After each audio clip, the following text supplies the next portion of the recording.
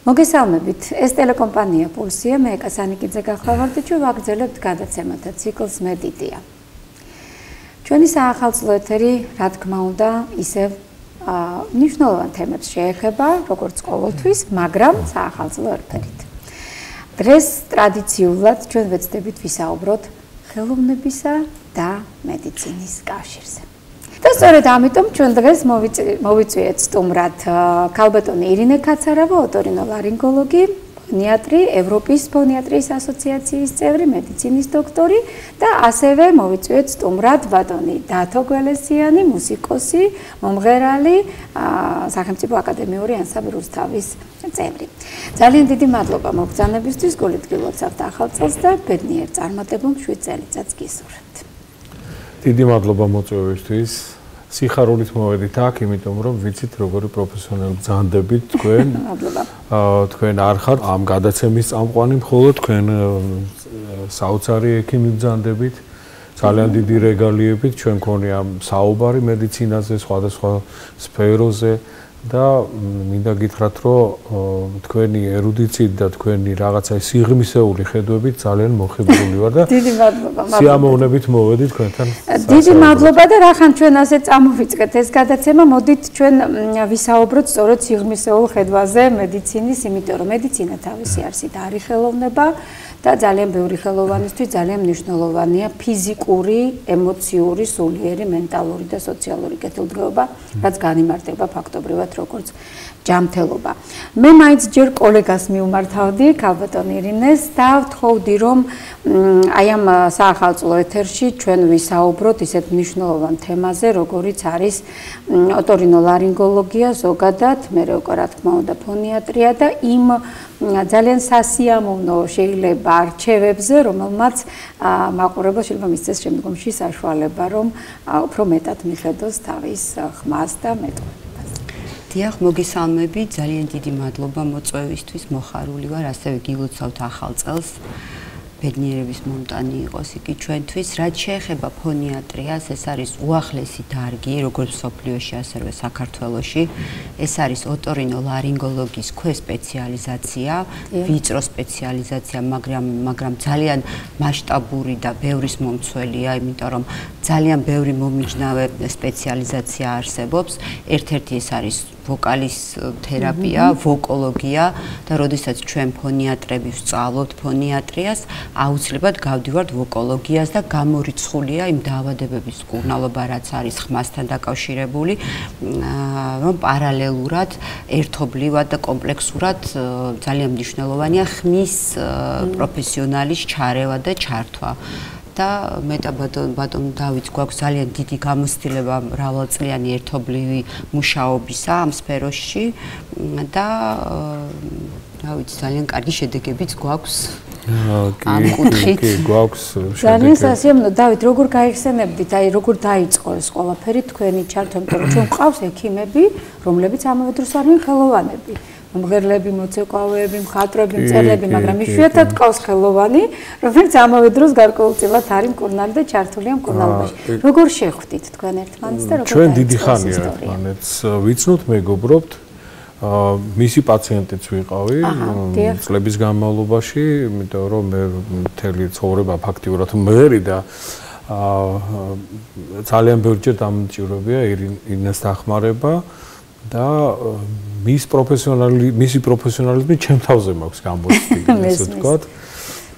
როგორი ზუსტი მკურნალობით შეუძლია მას რომ მოკლე ხანში ფეხზე დააყენოს მომღერალი, ასე ვთქვათ. და მიხედოს იოგებს, ხო? მიხედოს იოგებს, არა მარტო იოგებს, ის რაც სიმღერაში იღებს მონაწილეობას, მთელი ხორხის სისტემა, მთლიანად იღებს ეს წიაღები. და ასევე კუჭის მდგომარეობა, რეფლუქსის დროს პირდაპირ არის, ესე იგი დაკავშირებული იოგებთან ეს ყველაფერი და აი ამ ყველაფერს ირინა ძალიან დიდი პროფესიონალიზმით და ინდივიდუალური მიდგომით. ანუ ოტორინოლარინგოლოგიასაც ვწდებით ცოტა, ანუ უფრო ზოგადი მიდგომა, როგორც ვწდებით. როდესაც ჩვენ ფონიატრები შეიძლება ითქვას ესე ვიღებ პროფესიულ განათლებას ფონიატრიაში, რა თქმა უნდა, ჯერ პირველ რიგში ვართ ოტორინოლარინგოლოგები, ვამთავრებთ რეზიდენტურას და შემდეგ დამატებითი განათლება არის საჭირო იმისთვის, რომ გახდე ფონიატრი. თუმცა საქართველოში არ არის მე მგონი საქართველოში არ არის ფონიატრიის კურსი ესეთი, ამიტომ მე მომიწია მცხეთში სწავლა განათლების მიღება ამ კუთხით და ეს ყველაფერი დაიწყო მაშინ ეს იყო დაახლოებით 20 წლის წინ, როდესაც შემომთავაზეს კონსერვატორიაში მუშაობა. მაშინ ჯერ კიდევ ოტორინოლარინგოლოგი ვიყავი, ნუ დამწყები ექიმი, ფონიატრიაში არ მქონდა დიდი გამოცდილება და აი ზუსტად მაშინ გადავდგი პირველი ნაბიჯები იქ. ძალიან კარგი ქალბატონი მუშაობდა სოფიკო ბატონდავიცაც ემახსოვრება კი. სოფიკო ყველასთვის საყვარელი ექიმი იყო, რომელიც ძალიან მშველი და ჩვენ სტუდენტებს მაშინდელ სტუდენტებს.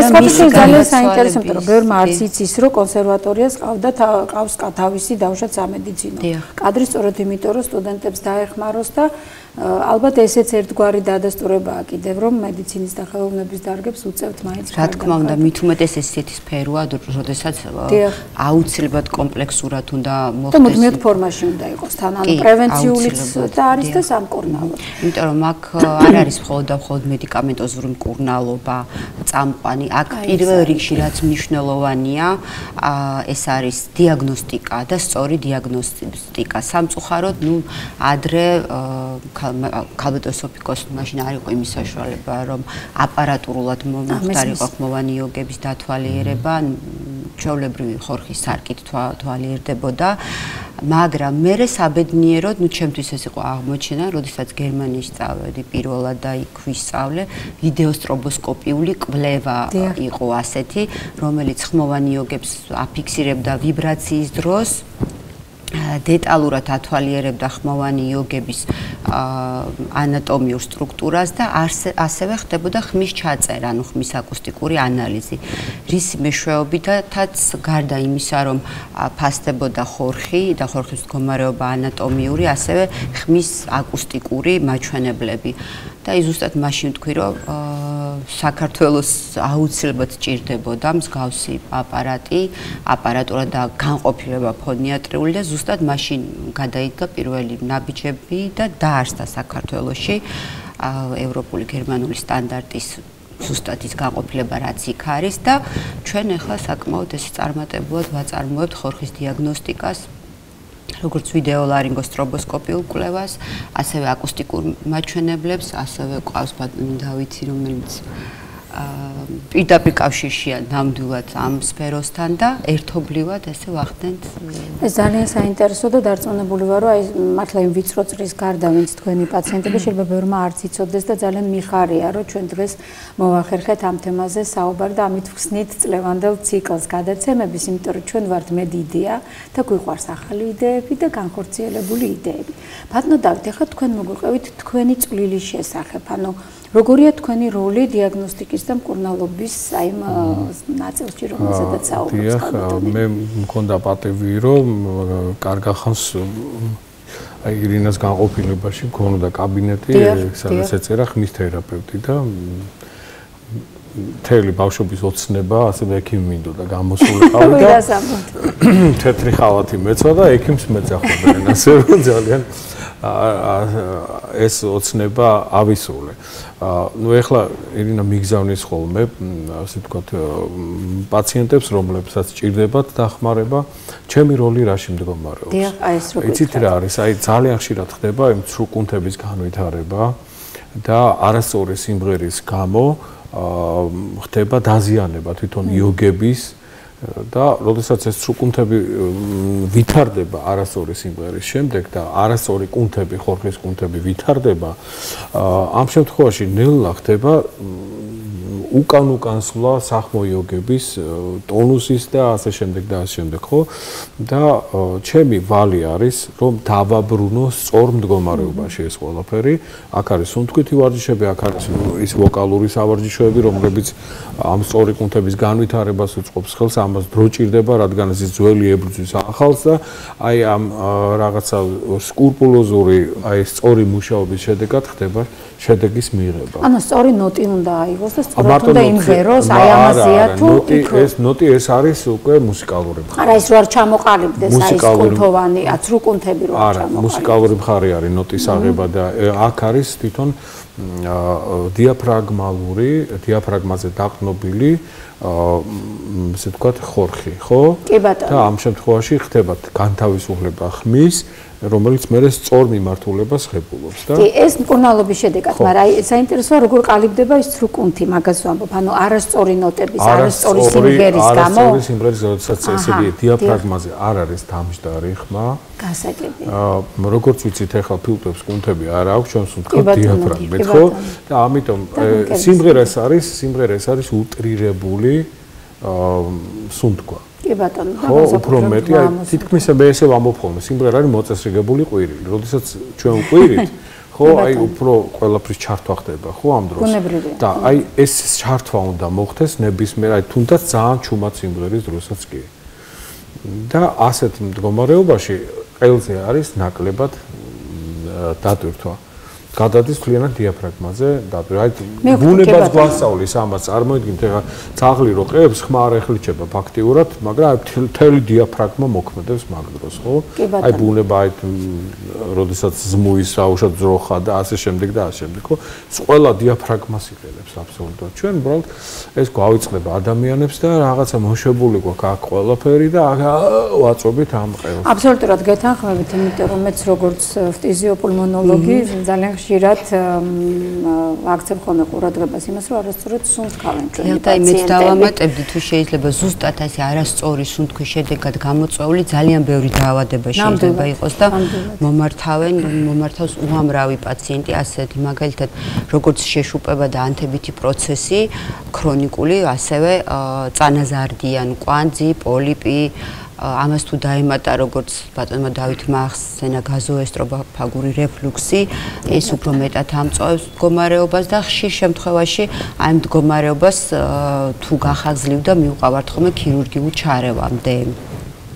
თუმცა ქირურგიული ჩარევაც არ არის პრობლემა, ძალიან წარმატებით ვახორციელებთ ფონოქირურგიას კი, მაგრამ ოპერაციის შემდეგაც ძალიან მნიშვნელოვანია რეაბილიტაცია, ხმის რეაბილიტაცია, იმიტომ რომ ჩემთვის ეს ძალიან მნიშვნელოვანი და საინტერესო თემა, იმიტომ რომ ამ წუთას მე რეაბილიტაციის სფეროში მოღვაწეობ და განსაკუთრებით საინტერესოა ის, რომ ჩვენ მართლა ისტორიულადაც არ ქონია როგორც ასეთი ფონიატრიის კაბინეტი, რამდენადაც ვიცი, შეიძლება ვცდები ყოველ შემთხვევაში დავინტერესდი რომ გადავამოწმო და ალბათ სასურველია რომ მსგავსი კაბინეტები არ იყოს მხოლოდ ყურცხვირის დეპარტამენტებში, ამით შეიძლება იყოს რეაბილიტაციის ცენტრებთანაც. ეხლა მე მინდა პაციენტებზე გკითხოთ, იმიტომ რომ ჩვენ ახლა კი კუნთებზე და კუნთების რეაბილიტაციაზე გავაკეთეთ აქცენტი, მაგრამ მე ჩვენ ალბათ ვისაუბრებთ თვითონ ყელყურცხვირის იმ დაავადებებზეც, უნდა სინუსიტებზეც, გერავიოგების ანთებაზეც და ასე შემდეგ, რაც დამატებით შეიძლება ქმნიდეს გარკვეულ პრობლემებს სუფთა სამედიცინო თვალსაზრისით, მაგრამ მანამდე მაინტერესებს რა ტიპის პაციენტები მოდიან, ძირითადად მომღერლები არიან თუ შეიძლება ეს პედაგოგებიც იყვნენ, იმიტომ რომ პედაგოგებისთვისაც არის ხმის თემა. პაციენტები ძირითადად, ვინც მოგმართავს, ეს არიან ხმის პროფესიონალები, რომლებიც პირველ რიგში ერთიანდებიან მომღერლები და ხშირ შემთხვევაში ოპერის მომღერლები, იმიტომ რომ ისინი უფრო მეტად ტვირთავენ ხმას, პედაგოგები, ბაღის მასწავლებლები, ჟურნალისტები, ყველა ის ადამიანი, რომელიც ხმას იყენებს როგორც სამუშაო აპარატს. ასევე ამ ბოლო დროს ხათშორის ძალიან ხშირი არის ბავშვების მომართიანობა პატარა ასაკიდან 1-2-3 წლის ასაკიდან, იმიტომ რომ ბავშვები ვერ აკონტროლებენ საკუთარ ემოციას, ხშირად ბაღში თუ შემდგომ დაწყებით კლასებში უწევთ ყვირილი, ხმამაღლა საუბარი და ძალიან ხშირი არის მათ შემთხვევაში ისეთი დაავადება, როგორიც არის ხმოვანი იოგების კვანძი. ეს არის შეშუპებისგან განვითარებული წანაზარდი, რომელიც აბსოლუტურად კეთილთვისებიანია და აბსოლუტურად განკურნებადია მედიკამენტოზურად თუ თერაპიულად. არანაირად არ საჭიროებს ქირურგიულ ჩარევას. ასევე ძალიან ხშირად მომართავენ ონკოლოგიური პაციენტები, განსაკუთრებით მამაკაცები, მწვეველი მამაკაცები, რომლებსაც მწვეველობა აქვთ ანამნეზში წლობის განმავლობაში და დიდი რაოდენობით სიგარეტს ეწევიან და ნუ რა თქმა უნდა ასეთ შემთხვევაში უკვე ხდება პირველ რიგში ბიოპსია და შემდეგ უკვე პათომორფოლოგიური კვლევის შედეგად გადამისამართება ონკოლოგიურად. თუმცა ონკოლოგიური დიაგნოზის დადგენის შემთხვევაში აქტიური მკურნალობის შემდეგ თუ დარჩა გარკვეული პრობლემები ხმაზე, გამოდის რომ რეაბილიტაციის ფაზაში შეუძლიათ ისევ თქვენ მოგმართონ და ხმის აღდგენაზე იმუშაოთ. ასევე ფარისებრი ჯირკვლის პათოლოგიების შედეგად ან ფარისებრი ჯირკვლის რეზექციის შემდგომ დაზიანებები, შებრუნებითი ნერვი ზიანდება, ხშირ შემთხვევაში ამ ოპერაციას ახლავს თან მსგავსი გართულება და ეგეთი პაციენტი მყავდა ერთხელ ლექტორი თუ გახსოვს, რომელსაც ბელგიაში ჰქონდა ორ კვირაში თუ დაახლოებით 20 დღეში ჰქონდა ლექციები ჩასატარებელი და გადაჭეს რაღაც მოკლედ დაზიანებული ეს ნერვი და ესე ლაპარაკობდა, ესე არ ჰქონდა ხმა საერთოდ და რაღაცა მიშოლეთო მითხრა, იმიტომ რომ აი მე საერთოდ ისეთი ძალიან რისკიანი ვარ, მორევში შემიძლია გადავხდე და იქ ვისწავლოთ სურვა და დავიწყოთ მეთქი მოთხარი და ნუ რაღაც ეს ჯერს უთქვითი ვარჯიშები, შემდეგ აი ეს მოკლედ ეს ხორხის კუნთების ვარჯიშები ასე შემდეგ და ხმა მოუნახე სადღაც ზემოთ, აი აქ ლაპარაკობდა სადღაც, ხო და აუ ჩავავლე აბას მოკლედ და ის ხმა ჩამოუწია ცოტათი. მართალია თავის ბუნებრივი ხმით უკვე აღარ ილაპარაკა, მაგრამ ხმა რომელიც ეკვრებოდა უკვე ზემოთა რეგისტრებში, აი ამ რეგისტრით წავიდა და ლექციები ჩაატარა იქ. კონი იმ წუთას რაც ჭირდებოდა ამის მოგვარება მოხერხდა. საინტერესოა, აი ძალიან აი ხო გეუბნებით ნახტოვანებული ვარ ამ მიმართულების ესე აღმოჩენით, იმიტომ რომ ერთია როცა უბრალოდ გაგიგია და იცი და მეორეა როცა ამდენ უკვე დეტალური ინფორმაციას იგებ, იმიტომ რომ პრაქტიკაში ეს როგორც ხორციელდება ამის წარმოდგენა უკვე გამარტივდა თქვენი ნაამბობიდან, ჩემთვის დავწმუნებული ვარ მაყურებლისთვისაც და მაშინ ახლა შეიძლება უფრო ფართოდ მიუდგეთ ამ თემას, ის რაც უყვარს მედიდიას, უფრო ესეთი ზოგადი ფილოსოფიური ხედვა, ადამიანის უფლებების ჭრილში ხედვა, ეთიკურ, სოციალურ და ასე შემდეგ. ფსიქოლოგიურად, ალბათ, ნუ მე სოციალურზე აღარ ვსაუბრობ, იმიტომ რომ უმეტესად როგორც ვთქვით, პროფესიულია და პროფესიაში უშლის ხელს და აგერ გადასარევი მაგალითი მოგვიყვანა ბატონმა დავითმა, შეიძლება უბრალოდ ჩაიშალოს ვებერთელა პროექტი იმის გამო, რომ ლექტორმა დაკარგოს ხმა და ვეღარ წავიდეს და წაიკითხოს და ამ დროს გადამწყვეტი იყოს, იცით, ეს შანსი, ეს შესაძლებლობა მის ცხოვრებაში და ამის მერე უკვე რაღაცა ძალიან დიდი ხნით ჩაეკეტოს გზა, ამიტომ სოციალური თვალსაზრისით ალბათ გასაგებია. და აქედან გამომდინარე, რა ტიპის ფსიქოლოგიური დარღვევები, პრობლემები, შფოთვები, დეპრესია შეგხვედრიათ იმის გამო, რომ ხმა უღალატა. ძალიან დიდი მადლობა შეკითხვისთვის, ძალიან საინტერესო თემა არის და ესეთი ფართო თემაა საკმაოდ. არსებობს ფონიატრიაში ასეთი დაავადება, ფონიატრიული დაავადებები იყოფა ორ ჯგუფად, ეს არის ორგანული და ფუნქციური და აი როცა ფუნქციური პრობლემა არის და კონკრეტულად ნევროგენული პრობლემა, აქ უკვე ერთვება ფსიქოგენური დისფონია, ნევროგენული დისფონია და კონკრეტულად მისი სახეობა ერთ-ერთი ყველაზე ისეთი მასშტაბური და ყველაზე ხშირი არის სპაზმური დისფონია და რა ხდება, როდესაც პაციენტი განიცდის სტრესს, ნერვიულობას, ასეთ შემთხვევაში აი ბატონმა დავითმა ახსენა ცრუ იოგები, ანუ ის ცრუ კუნთები, რასაც ვეძახით, იმიტომ ჩვენ გვაქვს ნამდვილი იოგები, რომელიც ვიბრირებს, იღება, იხსნება და იოგების დახურვის ხარისხი განაპირობებს ხმის ხარისხს. ასევე გვაქვს ჩვენ დამატებით, ანუ ცრუ კუნთები, ცრუ იოგები, რომლებიც ბავშვობის ასაკიდან უკვე პუბერტატულ ასაკში აღარ იღებს ფონაციაში ხმის წარმოქმნაში მონაწილეობას და ზუსტად ეს სპაზმური დისფონიის დროს ხდება ამ კუნთების სპაზმი.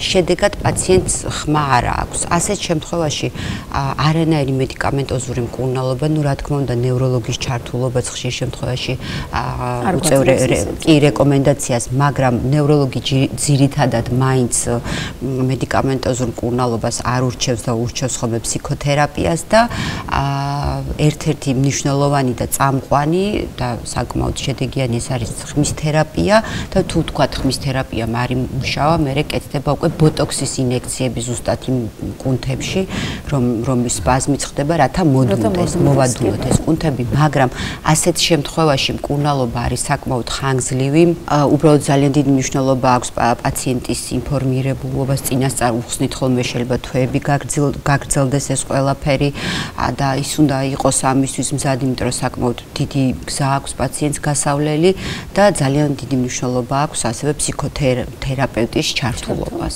კი ბატონო, და აქ მე მგონი ესეთი ირუკო ეფექტიც არის, როდესაც თუნდაც ორგანული დაზიანების დროს, როგორც თქვით, იმდანად მოქმედებს ადამიანს, ყველასნაირად ვერ ხვდება ერთნაირი რეაქცია არა აქვს, ანუ დაავადების საპასუხოდ ორგანულ დაზიანებას გულისხმობ. თავისთავად ის რომ რაღაცა პრობლემა აქვს ჯანმრთელობის, იწვევს უკვე მის დეპრესიას, ანშფოთვას, ნევროზულ მდგომარეობას და ამას კიდე ცალკე რაც გარკვეულწილად აისახება ხმაზე, კი, რა თქმა უნდა. მან კი ერიწრე იქნება ალბათ. მე ძალიან მოხარული ვარ და ვფიქრობ, რომ ძალიან კარგი გუნდი შევქმენი ჩემს ირგვლივ, იმიტომ რომ ყავს ერთი ქალბატონი ფსიქოთერაპევტი, რომელიც უშუალოდ ხმასთან დაკავშირებით გუნდში, კი, აუცილებლად და აი ესეთ პაციენტებს ზუსტად მასთან ვამისამართებ ხოლმე და ძალიან კარგი შედეგებამდეც მივდივარ. მოსები მულტიდისციპლინური მიდგომაა უკვე თქვენთან, იმიტომ რომ აგერ ფსიქოთერაპევტი, თქვენ როგორც ოტორინოლარინგოლოგი და ფონიატრი და აი როგორც ხმის თერაპევტი. ასევე გასტროენტეროლოგი, ენდოკრინოლოგი, მთელი გუნდი. იქიდან გამომდინარე თუ რა მიზეზშედეგობრივი კავშირი. მე მინდა ასევე აღვნიშნო აი მომღერლების ფსიქოგენური დისფონია. მე ძალიან ხშირად მქონია შემთხვევა. კი ბატონი დავით ისაუბროს უბრალოდ მე ჩემი როგორც თქვენი პროფესია. კი.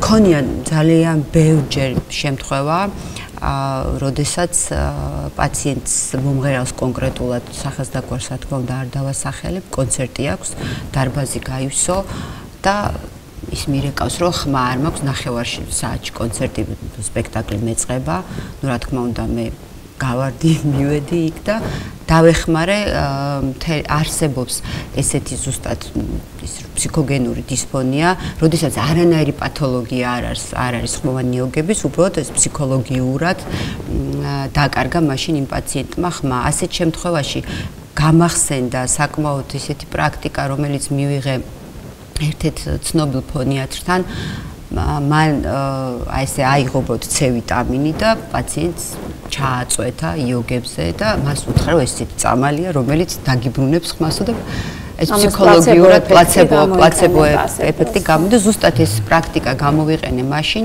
და ნუ პაციენტმა ჩვეულებრივად მოხერხა კი კონცერტი. აი სხვათა შორის პლაცებოს მიერ ძალიან ისეთი დამოკიდებულება ამ ბოლო დროს ევიდენსების მიხედვით, როგორც გვიყვარს მტკიცებითი მედიცინიდან გამომდინარე, ნუ საერთოდ საუბარია იმაზე, რომ მაგალითად კვლევებშიც არ არის სასურველო გამოვიყვანთ რაღაც ეთიკურ თვალსაზრისით და ასე შემდეგ, მაგრამ აი მე ვფიქრობ ასეთ შემთხვევებში, როდესაც მით უმეტეს დროის დეფიციტი გვაქვს და იმის დრო გამოსავალი არ იყო ნამდვილად. ძალიან სულ რაღაც 15 წუთი გქონდა და სხვა გამოსავალი არ იყო და ნუ ჩვენებები პლაცებო. მივეცი ჩემ თავს იმის უფლება, რომ იმ მომენტში ჩავთვალე, რომ იმ პაციენტს ზუსტად ეს ჭირდებოდა. ძალიან მიხარია ეს რა ვნიშნეთ, იმიტომ რომ ამაზე არის ხოლმე დისკუსია და მეც ვარ მომხრე, როცა მით უმეტეს აი დროის დეფიციტი გვაქვს და არ არის იმისი საშუალება რომ ვატარობთ გახსნა განმარტებით სამუშაოდ. მით უმეტეს ფსიქოთერაპია ძალიან მნიშვნელოვანია. თქვენ რას გაიხსენებთ ამ თვალსა? თქვენ თვითონ თუ გქონიათ ნერვიულობის გამო რაღაც ხმის შეცვლა ან სხვა კოლეგას თქვენსას?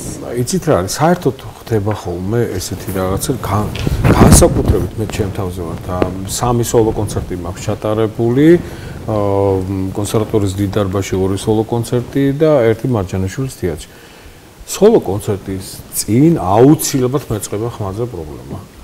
ეს იცით რა, ხო, აი არ ვიცი ისი ბრალია, მაგრამ ნუ აი სულ ყოველთვის არის ესეთი პრობლემა.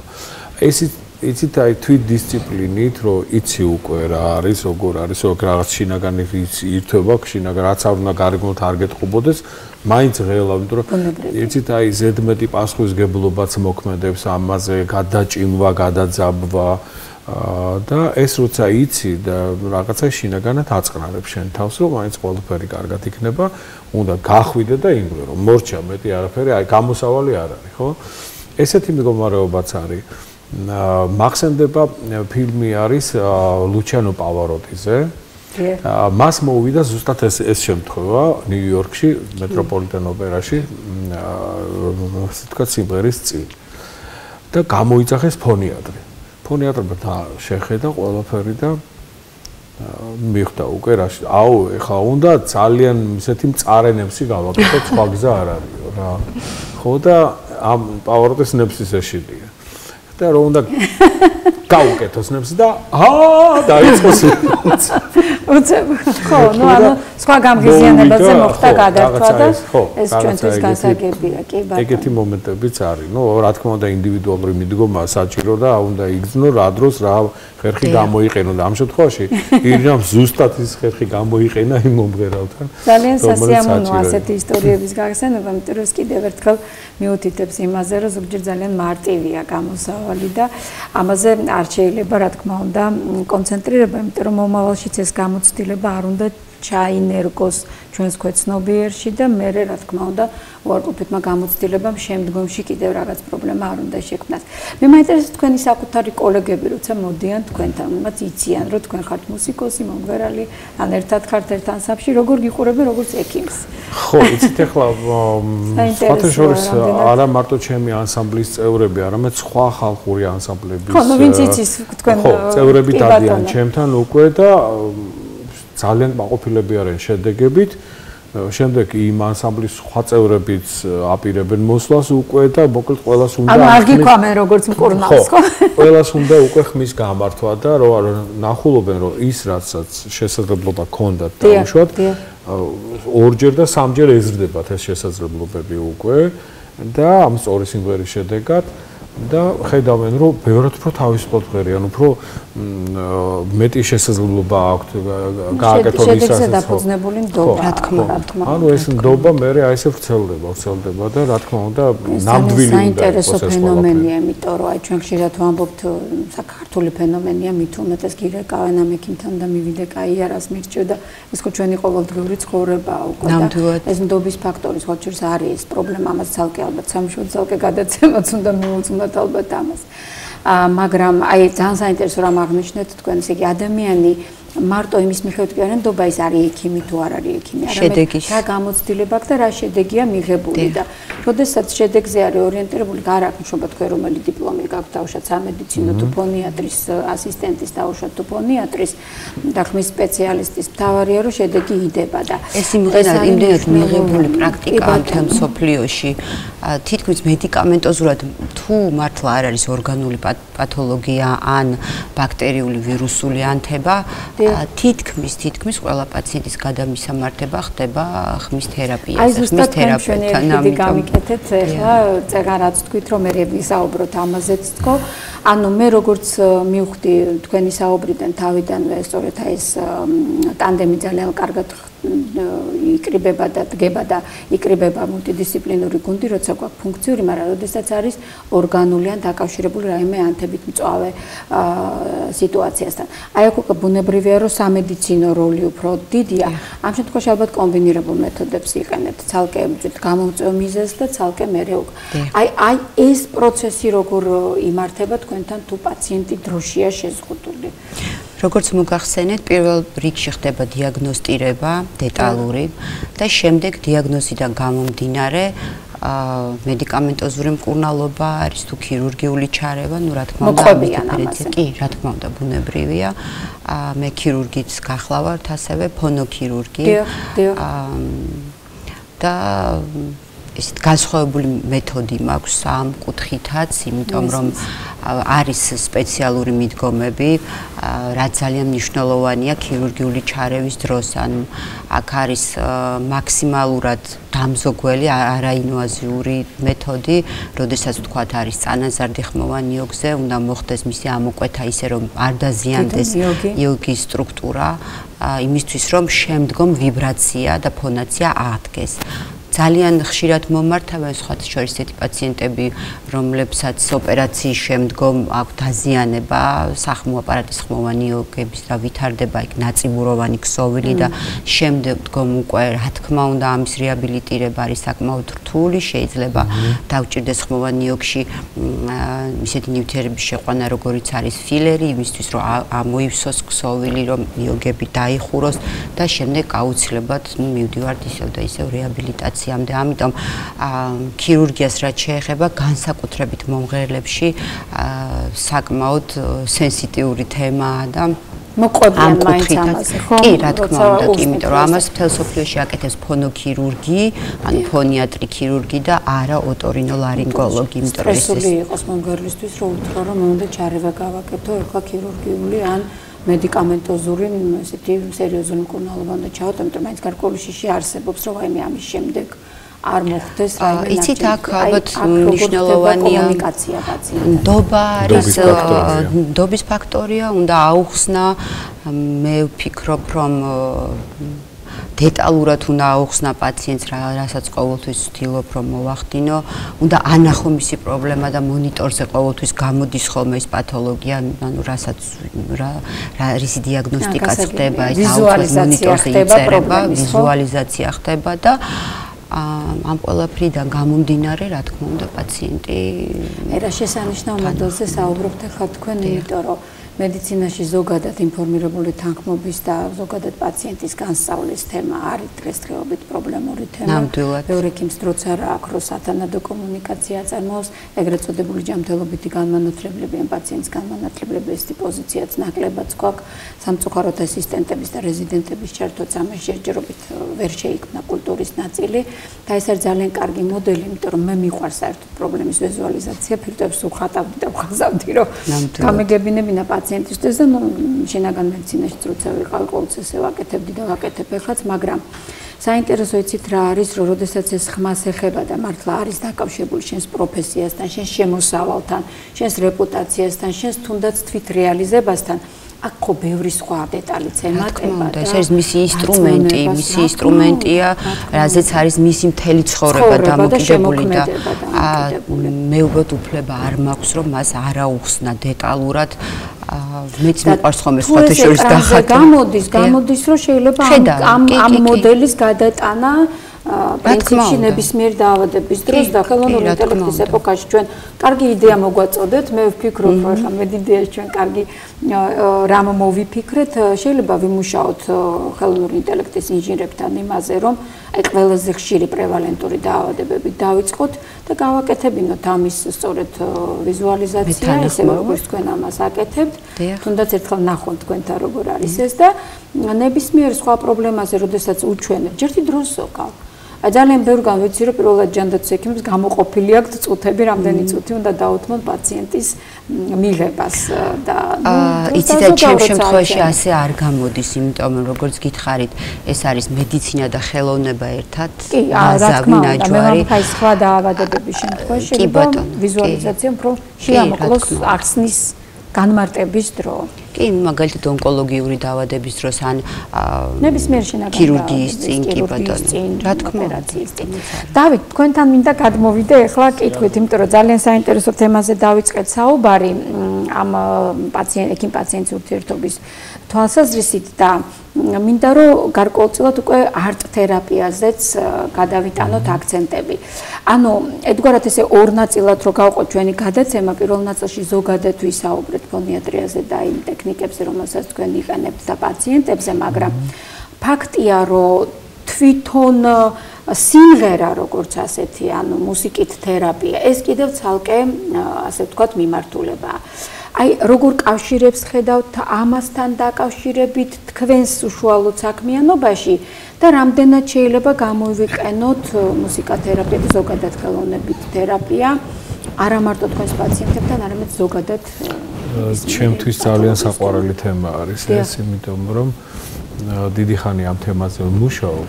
აი ამ ჩემს ნაშრომში, რომელიც აი დიდი ხანია უკვე მიყვანილი მყავს ბოლომდე და სასიგნალო ეგზემპლარი დისკის გამოშვებულიც მაქვს უკვე. ეხლა აგიხსნით თუ რაში მდგომარეობს. ნუ როგორც ვიცით, ეხლა წყალს აქვს ინფორმაციის დამახსოვრების უნარი, ასევე სისხლიც იმახსოვრებს ინფორმაციას, რომელიც შემდეგ ყველა უჯრედში მიეწოდება ეს ინფორმაცია, ხო? და აქედან გამომდინარე ძალიან დიდი მნიშვნელობა აქვს ადამიანის განწყობას. ხო? და ადამიანის განწყობაზე მუსიკა ყველაზე მეტად მოქმედებს. თუ კი რამე არსებობს ხელოვნებაში, აი მუსიკა ერთად აი როგორ გითხრათ პირველ ადგილზეა კვლევებით მუსიკა ემოციურ იმიტომ რომ აი პირდაპირ ყოველგვარი ანალიზის გარეშე შედის გულის გულში ადამიანის, ხო? და ამას აქვს ძალიან დიდი მნიშვნელობა. ეხლა კერძოდ აი რაზე მაქვს ჩემი ნაშრომი, ეს არის წარმოიდგინეთ სიყვარულის თერაპია, ანუ სიყვარული ღვთისა, აი ჯვარი წარმოიდგინოთ, ხო? ჯვრით ასე ვთქვათ, ჯვრით მკურნალობა. ეს არის ვერტიკალური მხარე სიყვარული ღვთისა და ჰორიზონტალური მხარე სიყვარული მოყვასის, ხო? აი ვერტიკალური მხარე დაკავშირებული მაქვს საგალობლებთან, ანუ ღმერთის დიდება. ავლენა, ხო, ავლენა, ქვემოდან ზემოთ და ჰორიზონტალური მხარე აქვს დაკავშირებული გამფენა, ანუ მოყვასის სიყვარულთან.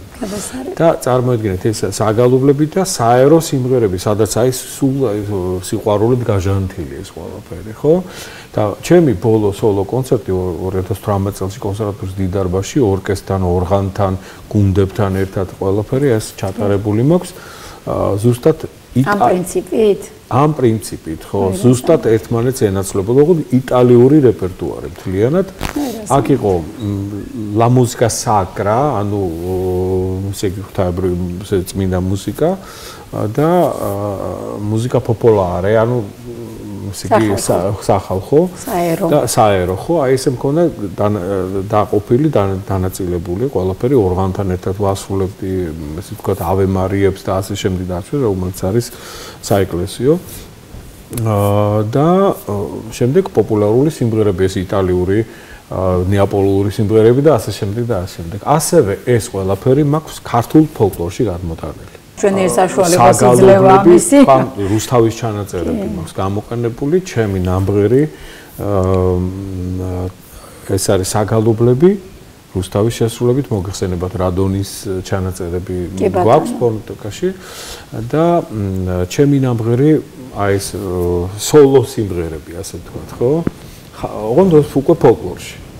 და ეს მაგ გამოშვებული სასიგნალო ეგზემპლარად. ძალიან სერიოზული ენერგეტიკული, ასე ვთქვათ, გავლენა შეიძლება კონდეს მსმენელზე. ხო, და აი ეს მინდა რომ რაც შეიძლება რომ გავავრცელო და დაინტერესების შემთხვევაში. ძალიან საინტერესო ამბავია, იმიტომ რომ აი კარგია რომ დღეს ახსენეთ ეს, იმიტომ რომ ჩვენი მაყურებელიც გაიგებს და დაინტერესების შემთხვევაში ალბათ შეიძლება, იმიტომ რომ ეს არის მუსიკოთერაპიის ერთ-ერთი გზა, როდესაც მისვლა კი არ უწევს დაუშვათ პაციენტს ყოველთვის არ არის ზოგჯერ ამის საშუალება, არამედ შეუძლია უბრალოდ დისკი შეიძინოს, მოусმინოს და თუ ეს არხი იხსნება, რასაც ქვია, რომლითაც ენერგეტიკულად ის უკავშირდება კოსმიურს ან პირიქით როგორც გვემბრძანეთ თუ განფენა ხდება და კომუნიკაციას უადვილებს, ხო, გარშემო მყოფ ადამიანთა ექიმები იქნება ეს თუ ოჯახის წევრები თუ მეგობრები.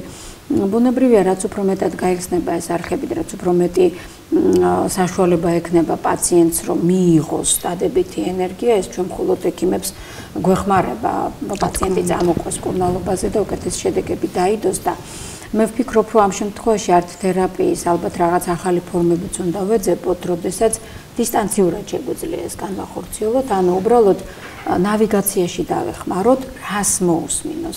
უშუალოდ კი არ მოვიდეს მუსიკათერაპიის სეანსზე, ყოველთვის მუსიკოთერაპევტი მივიდეს მასთან, როგორც ეს არ ხერხდება ხო, როგორც მოგახსენეთ დროის სიმწირის გამო ზოგჯერ, არამედ ალბათ რაღაცა რეკომენდაციები მიიღოს, რას, როდის, რომელ სიტუაციაში როგორ მოусმინოს. და აი აქ მინდა აქვე თქვენი აზრით მოვიცმინო, ქალბატონებნი, რამდენად აქვს მნიშვნელობა თუ რა ტიპის დაუშვათ მომღერალთან გვაქვს საქმე, ან რა ტიპის პაციენტთან გვაქვს საქმე, სუბთაეთით როგორც ნიჭიერების, ისე აი ემოციური ინტელექტის და მე ვიტყოდი ზოგადად ინტელექტის და ანათლების და ერუდიციის თვალსაზრისით. რა თქმა უნდა, ძალიან დიდი მნიშვნელობა აქვს, იმიტომ რომ ყველას ინდივიდუალური მიდგომა ჭირდება და ზუსტად ამიტომაც ვახსენე ზემოთ, რომ ეს არ არის მხოლოდ და მხოლოდ მედიცინა და ექიმობა, ეს არის მედიცინა, ხელოვნება, გარკვეულწილად ფსიქოლოგიც ხარ და ამ ყველაფერს გავდივართ ჩვენ, ვსწავლობთ, როდესაც ფონიატრის დარგის შესწავლა ხდება. პირველ რიგში უნდა გავითვალისწინოთ პაციენტის ემოციური მდგომარეობა, მას მოусმინოთ, შეიძლება პატარა დეტალს ჰქონდეს ძალიან დიდი მნიშვნელობა და ხშირად ისე ხდება ხოლმე, რომ მე საკმაოდ დიდხანს ვუნდები სხვათა შორის პაციენტთან, თითო პაციენტთან 9 საათი მინიმუმ აქვს ხოლმე კომუნიკაცია, იმიტომ რომ ძალიან დიდი მნიშვნელობა აქვს ანამნეზის აგროვებას, გამოკითხვას. შეიძლება რაღაც ოჯახური მდგომარეობიდან გამომდინარე იყოს პრობლემა, შეიძლება სამსახურიდან გამომდინარე, ძალიან ბევრი ფაქტორი არის გასათვალისწინებელი, ასე რომ ძალიან დიდი მნიშვნელობა აქვს პაციენტის მდგომარეობა, შინაგან მდგომარეობას, რომელიც აუცილებლად აისახება ხმაზე. კი, გეთანხმებით და ალბათ ასეთი კატეგორიის პაციენტებთან ურთიერთობა თქვენც რაღაც გამოდმებით ტონუსში გამყოფებთ, იმიტომ რომ შეიძლება მათ სურდეთ თქვენთან საუბარი იგივე მუსიკაზე, რომელიღაც კომპოზიტორზე, რომელიღაც ნაწარმოებზე, რა თქმა უნდა, უფრო ამაღლებულ თემებზე და ეს მოითხოვს გარკვეულ საუბარს მოვფიქრობ ექიმისგან. იცით, კი, რა თქმა უნდა, ეს ისეთი დარგია, როდესაც პაციენტთან ექიმი აუცილებლად მეგობრობს და ბატონო დავითმა ახსენა ჩვენი მეგობრობა, ჩვენ ძალიან დიდი ხანია ფაქტიურად, რამდენი წელი, ალბათ 20 წელი იქნება, რაც პირველად მახსოვს კონსერვატორიაში მოვიდა ჩემთან, მე რაღაც ოჯახებითაც მეგობრობდით. ასე გამოვიდა, ასე რომ ეს არ არის ის დარგი, როდესაც ერთხელ მოვა პაციენტი, გასინჯავ დაუნიშნავ მკურნალობას და მე აღარ მოგმართავს. კი, ჩემთან განყოფილებაში კაბინეტში რომ მოხვიდეთ, ნახავთ ფოტოებს, ჩემი პაციენტი, რომლებიც ფაქტიურად ჩემი მეგობრები არიან, იმიტომ რომ შეიძლება ისეთ თემაზე მე საუბრობ, თქვათ, არასამუშაო საათებში, რაც მათთვის მნიშვნელოვანია და შენ აუცილებლად უნდა მოусმინო, იმიტომ რომ მათ ნამდვილად სტრესული გარემო აქვს, ასე ჩანს, რომ მომღერალია სცენაზე მღერის და თითქოს ლაღი და ბედნიერია, მაგრამ ამის უკან იმხელა შრომა დევს და იმხელა ფსიქოლოგიური წნეხი არის და იმხელა ფიზიკური შრომაა, რომ ეს მხოლოდ და მხოლოდ მე მესმის ჩემი დარგის სპეციალისტებს და ამისთვის ფაქტიურად როდესაც სწავლობ ამ დარგს, ამისთვის მზად უნდა იყო, რომ შეიძლება დაგირეკოს შენთვის არასასრულ დროს, ან ჩვენთვის არ არსებობს არასასრული დრო, შაბათი, კვირა, ღამე და აუცილებლად ხაზზე უნდა იყო და აუცილებლად უნდა დაეხმარო. ერთადერთი იცით რა, მაინც ამ კითხვას რაც მინდა მივაბა, ხა დათომ გაგვიმხილა, რომ უნდოდა ექიმობა და უხაროდა, რომ მაინც არის კიდევაც და არის კიდევაც არის მედიცინოზე და რაღაცა შვა მომზადების პერიოდში უცებ გადავიფიქრე და ჩავაბარე ვინიზდა დაკონსერვების ტექნოლოგიურზე თავი და ისე დავამთავრე. ой, რას ამბობდი? კი, დავამთავრე და მე ვიცინი ხოლმე დაკონსერვებიდან კონსერვატორიაში ჩავაბარე პირდაპირ პროფილი.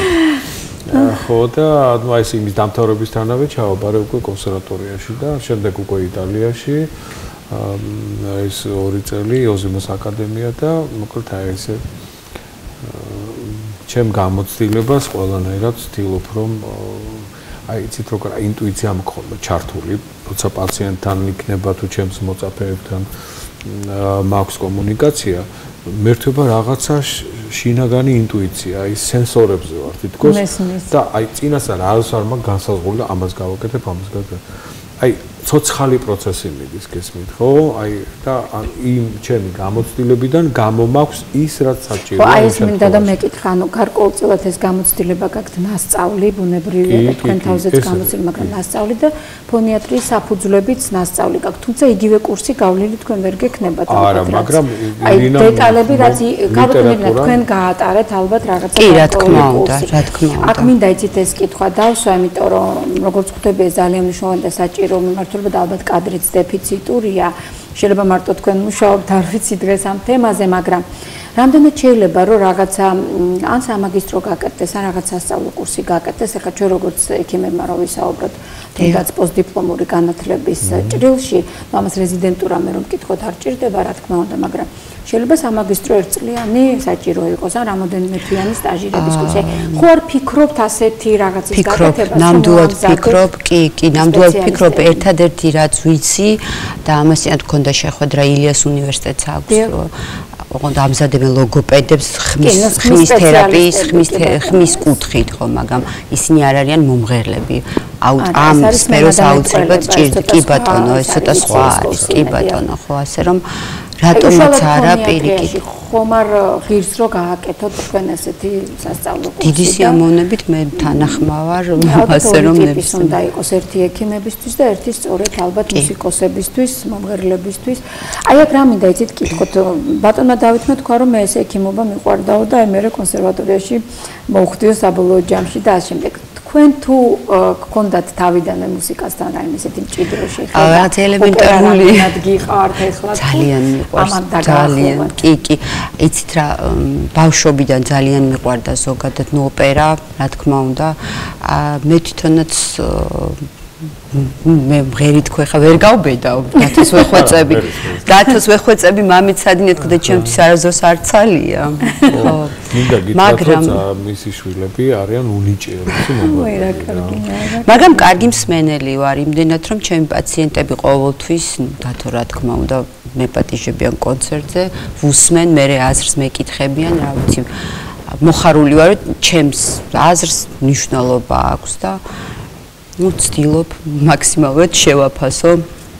კი, და მე ვფიქრობ, რომ ჩვენს პროფესიას ძალიან უხდება ხელოვნებასთან კავშირი. ნამდვილად მართლა ჩვენც ვართ ფსიქოლოგიური წნეხის ქვეშ, ფიზიკური, ბუნებრივია გარკვეული დაღლილობა და გადატვირთვა, პროფესიული გამოფიტვა და გადაწვა, რასაც ვეძახით, ხშირია ჩვენი ძირითადი, ასე ვთქვათ, საქმიანობიდან გამომდინარე და ალბათ ერთადერთი ნავსაყუდელი, რა ვიცი, ადგილი, სადაც შეიძლება ხანდახან თავი შევაფაროთ, ამოვისუნთქოთ, ისევ ხელოვნება, ხო, იგივე რაღაცა წავიკითხოთ, ავათვალიეროთ მშვენიერი ნახატები, მოვისმინოთ შესანიშნავი მუსიკალური ნაწარმოებები, მაღალი, რა თქმა უნდა, ღირებულების და ეს ყოველწლიურად ჩვენ სულიერად გვავსებს. ასე რომ ხელოვნებისა და მედიცინის კავშირი გაცილებით ღრმა არის, ვიდრე ერთი შეხედვით ჩანს, ის პროფესიულად ესეთ ტანდემშიც გამოიხატება და ძალიან მიხარია ნამდვილად, რომ ასეთი ტიპის გადაცემით დავიწყეთ ჩვენ 2025 წელი და საახალწლო ჩვენი ეთერი ამას დაეთმო.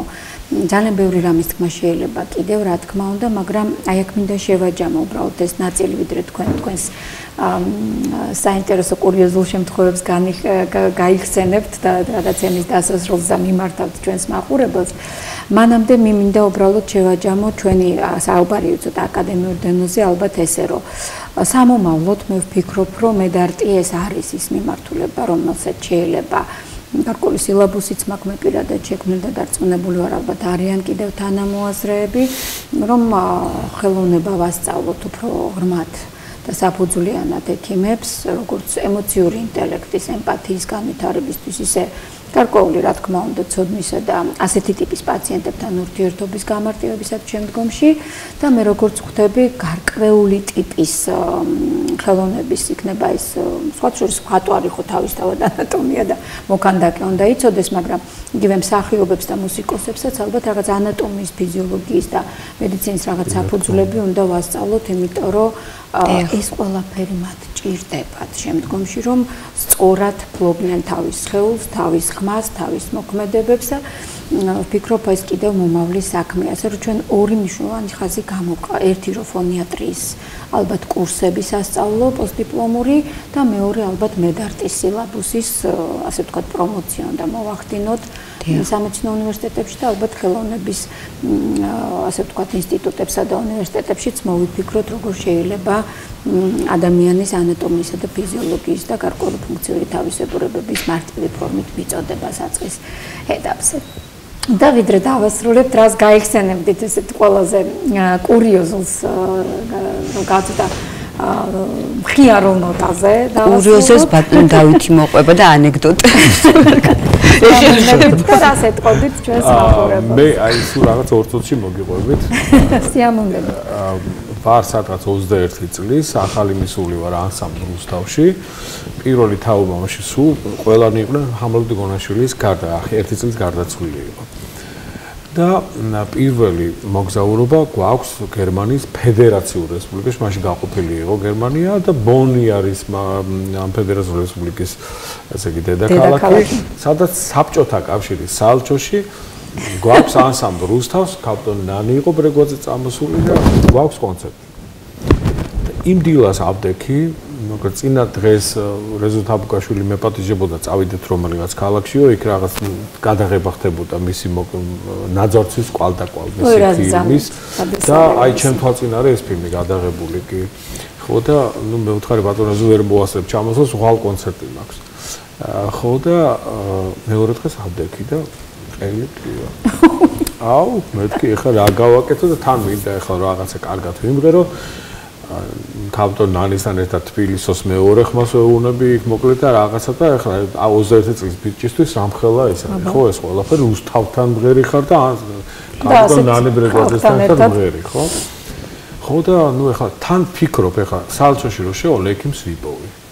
და რაღაც ან სტრეპტოციტი ან რაღაცას მოკლედ მაშინ ძალიან ის იყო სტრეპტოციტი გავრცელებული და ხო და ამას ყველაფერს ეხლა ესე ვფიქრობ რა ჩემთვის და შევედი თუ არა მართლა აგერ არ მოდის ექიმი თეთრი ხალათით აუ მე ვთხარი ექიმო რუსულად მიმართე ექიმო ძალიან გამიხარდა თქვენი ნახვა მეთქი ესეთი მდგომარეობა ნახევარ საათში კონცერტი მეწყება ხო და წამოდით ჩემთანო ბაიჯონჩე სომლოე ხო და წავყევი და გადმოიღო წითელი რო იყო ესეთი სამედიცინო ყუთები ხო ამოიღო რაღაცა ორი აი ამხელა ეს რა ქვია ტაბლეტი და ეს ორივე დალიო ეხლა კი ვიყავი მორჩილი პროფესიონალების მიმართ მაგრამ მაინც ახლა ეჭვი შემეპარა მეთქი ორი დალიო რო გეუნებიო ხა მე ვიცი რასაც გეუნებიო და თან საალჩოში ხარ საალჩოში ექიმი რაღაცა ესა და ვიფიქრებ აი დავლე მეთქი დავლე წყალი დავაყოლე ძლის გადაყოლა პემფხელები იყო ხო და დაიწყო კონცერტი და თვალები მაგ 2 ტონა ნუ აი მე ხუჭებ ახარ შემილია აი მართლა ცუდათა ვარ ისე მინდა ძილი და გვერდზე მედგა ანსამბლის წევრი რომელსაც ბალიშად მელანდებოდა უკვე ხო ჩარლი ჩაპლინის ფილმი ხო გაქვს ნანახი რაღაცა აი ესე მელანდებოდა უკვე ბალიშად ესე მეთქი თავი დავადო როიალის ქვეშ მინდოდა შესვლა დაძინება მართლა გეუბნებით რა იმდენად აი ცუდად ვიყავ აღძრა ის ხო თან სიმღერის დროს მტკნარება არ მეტყობოდა ესე პიტკინი ვიბღეროდი ხო და როგორც იქნა აი ტანჯვით ჩავამთავრე ეს კონცერტი მაინც ვიმღერე როგორც შემეძლო რაღაცა მივედი ამ ექიმთან ექიმო რა მომეცით მეთქი ეს რო ძლივს ვიმღერე საერთოდ მეძინებოდა კინაღამ მეთქი იქვე დავწექი დავიძინე თქო და რა მოგეცითო დიმედროლიო ხო და თან ორი ცალი დიმედროლი და ჩვენ ასე კურნალობთ საალჩოშიო და ესო პირველი ესო და მე ექიმი არა ვარ პოვარი ვარო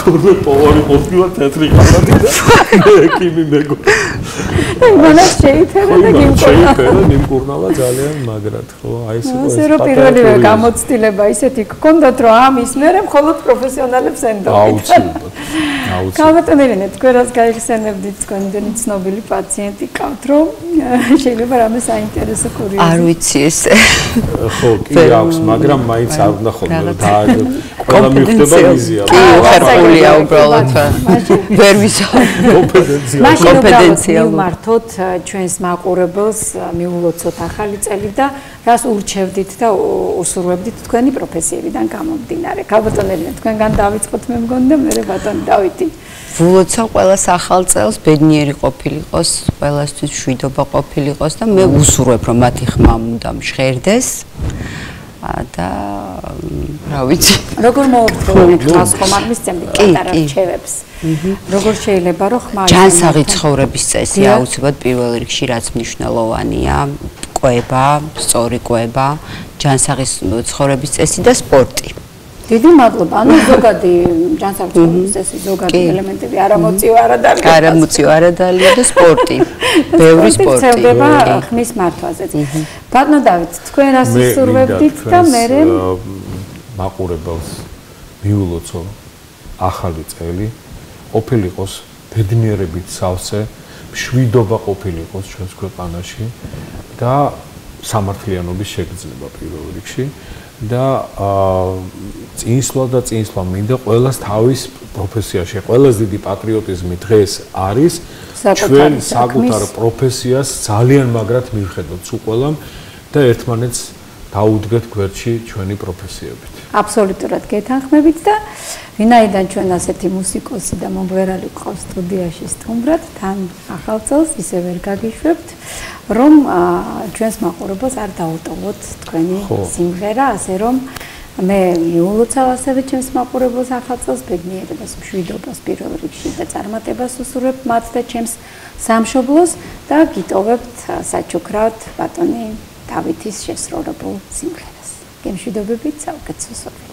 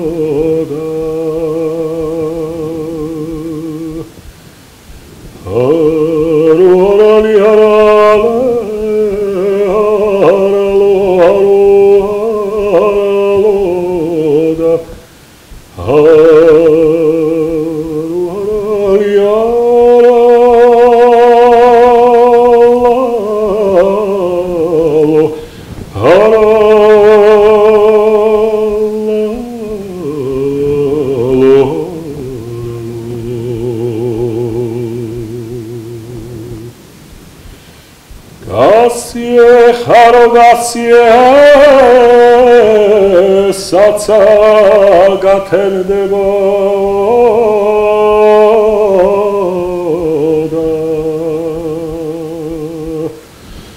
ზე ამგვისრებს დაცხება გზაც უფრო დამძიმდება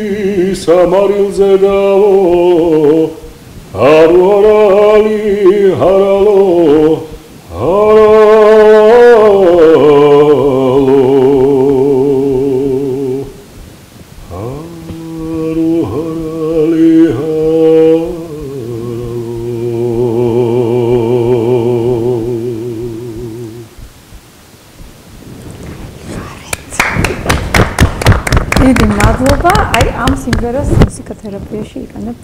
დიდი წარმატება.